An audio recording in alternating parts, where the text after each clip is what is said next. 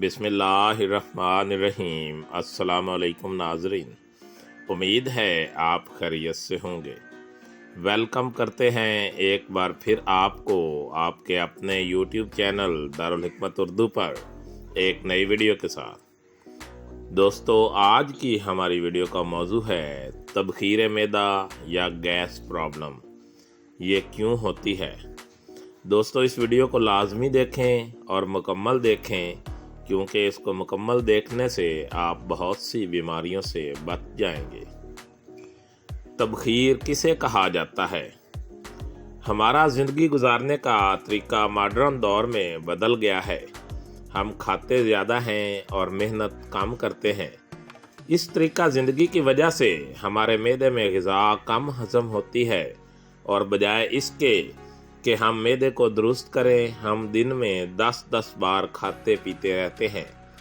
और चिकन फार्मी, मुर्ग कढ़ाई गोश्त जो पता नहीं किस जानवर का होता है, वो खाकर हाजमे का अमल तेज़ करने के लिए ऊपर से 4-4, 5-5 कोल्ड ड्रिंक्स चढ़ा लेते हैं, जिससे हमारे मैदे के अंदर ओजड़ी के वो कांटे गल सड़ जाते हैं जो ग़िज़ा को हज़म करते हैं।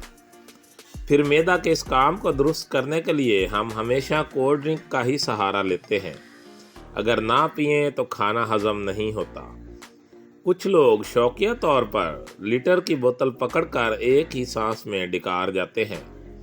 मेरे भाई, हम अपने साथ खुद ही दुश्मनी कर रहे हैं। मैदे में जब ग़िज़ा पड़ी रहती है और हजम नहीं होती, तो उसके अंदर एक तरह का तगय्युर रूनुमा होता है। इसकी चंद मिसालें बता रहा हूँ, शायद आपका तर्ज ज़िंदगी बदल जाए। नंबर 1, घर का गूंधा हुआ आटा एक मखसूस मुद्दत तक पड़ा रहे तो फूल जाता है, जिसे खमीरा आटा कहते हैं। इसका जायका बदल जाता है और खाने के काबिल नहीं रहता। इसके अंदर 2 चीज़ें पैदा होती हैं जो इसे नकारा बना देती हैं। नंबर 2, गर्मियों में बंद कमरे या बंद बर्तन में सालन ज़्यादा देर तक पड़ा रहे तो सड़ जाता है। इसके अंदर बदबू पैदा हो जाती है और केमिकल रिएक्शन हो जाता है। इसके नतीजे में सालन के अंदर खुद ब खुद एक उबाल पैदा हो जाता है और चखने से थोड़ा सा खट्टा महसूस होता है। इससे मालूम हुआ खाने में 2 चीज़ें इजाफी पैदा हो गईं, जो ये हैं। नंबर 1, हवा यानी कि गैस।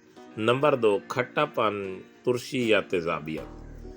इन 2 मिसालों को सामने रखकर आप समझें कि ये बर्तन जिसके अंदर ग़िज़ा पड़ी हुई है वो आपका मैदा है।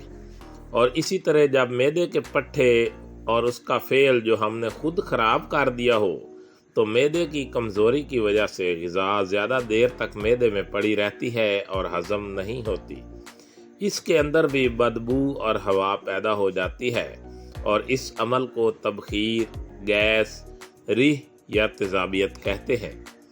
अब अगर आप फ़र्ज़ करें ये मैदे के अंदर पड़ी हुई ग़िज़ा जिसके अंदर बदबू भी है और तेजाबी ख़राब मादा भी है, ये हज़म हो जाती है जल्दी या देर से, तो क्या होगा?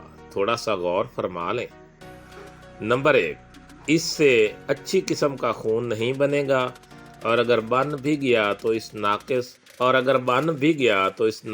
और रद्दी खून से अज़लात, शरियाने, पट्टे, गुर्दे, मसाना, तमाम जोड़ों के निज़ाम में ख़राबी पैदा हो जाती है, और इसके नतायज बड़े भयानक और ख़तरनाक हो सकते हैं।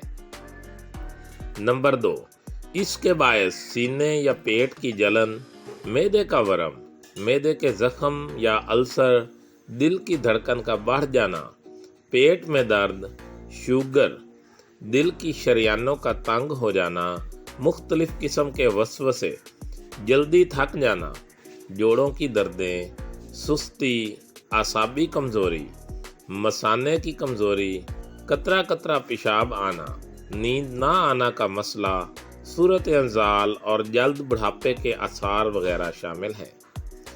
नंबर 3, ग़िज़ा के ज़्यादा देर मैदे में पड़े रहने की वजह से इसकी ग़िज़ाइयत ख़त्म हो जाती है।